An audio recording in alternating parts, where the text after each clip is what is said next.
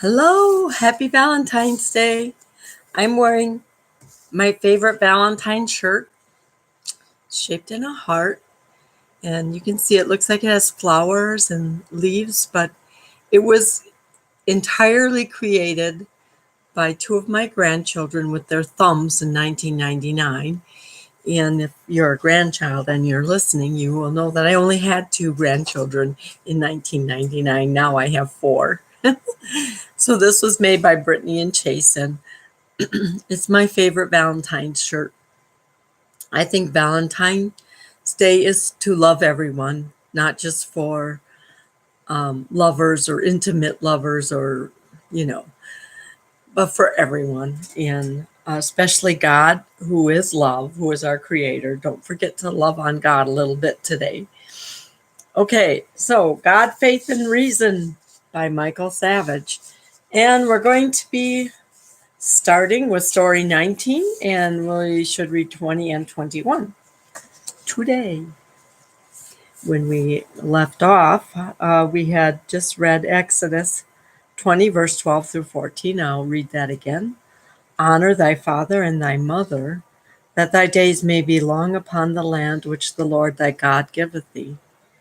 Thou shalt not murder. Thou shalt not commit adultery. Thou shalt not steal. Thou shalt not bear false witness against thy neighbor. Thou shalt not covet thy neighbor's house.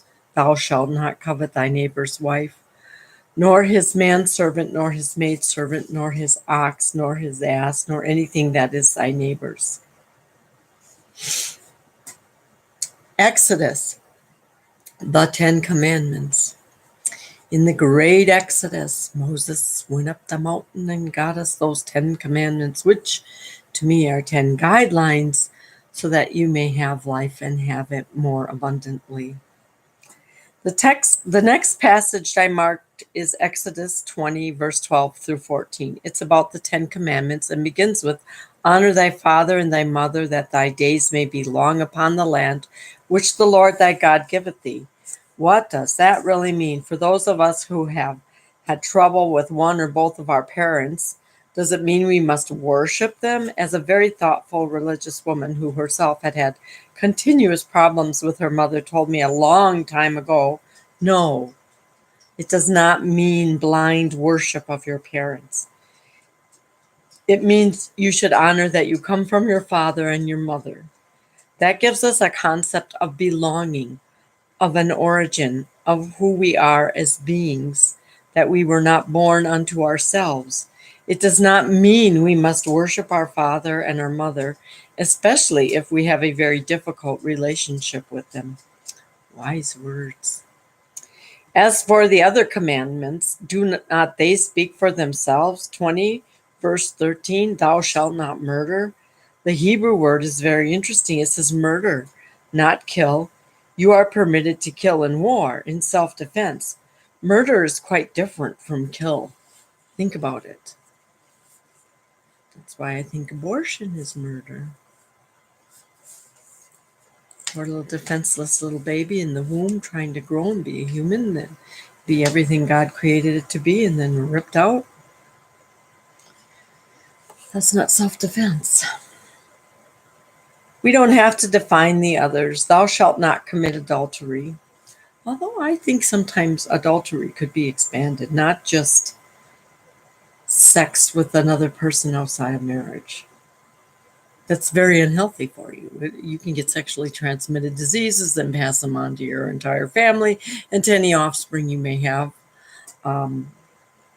So I sometimes think of it as sins against the body as well. You know, overeating, indulging in homosexual sex. Not good for you. It's not good for you to mix genetic material with fecal material. I'm sorry. That's always going to be my belief.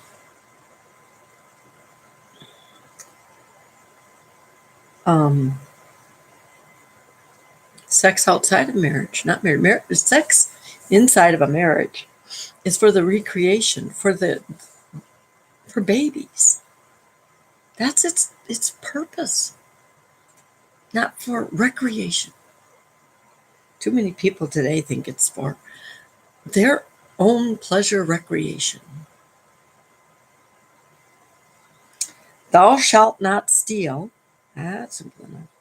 Thou shalt not bear false witness, which means thou shalt not lie. Thou shalt not bear false witness against thy neighbor, well, against anyone. Thou shalt not covet thy neighbor's house. Thou shalt not covet thy neighbor's wife, nor his manservant, nor his maidservant, nor his ox, nor his ass, nor anything that is thy neighbor's. They're all self-explanatory. The two most interesting words in the passage are those regarding murder as opposed to killing, and the concept of what honor thy father and thy mother means. Oh no. I think we could pick apart all the 10 commandments, give us some time, and then never forget the first 3. I am the Lord your God, you shall have no other gods before me. And I am the Lord your God, I'm a jealous God. So you don't worship other entities as if they were your creator. Or you don't try to define your God in an icon. We define other humans that have walked the earth, so therefore I guess when we have an icon of Jesus, we kind of have an icon of God, but it's still, Jesus was God-man. So it's still an icon of a human. And keep holy the Sabbath. Yeah, is it so hard to set aside one day and 1 hour to say thank you to God for 6 previous days and hopefully 7 more days to come? Here he has inserted another scripture. Isaiah 3, verse 5 through 6. The child shall behave insolently against the aged, and the base against the honorable. I did it when I was a child. It's being done to me now as I'm older. For a man shall take hold of his brother of the house of his father. Thou hast a mantle. Be thou our ruler, and let this ruin be under thy hand. Oh, now we're getting into a really controversial one. An eye for an eye.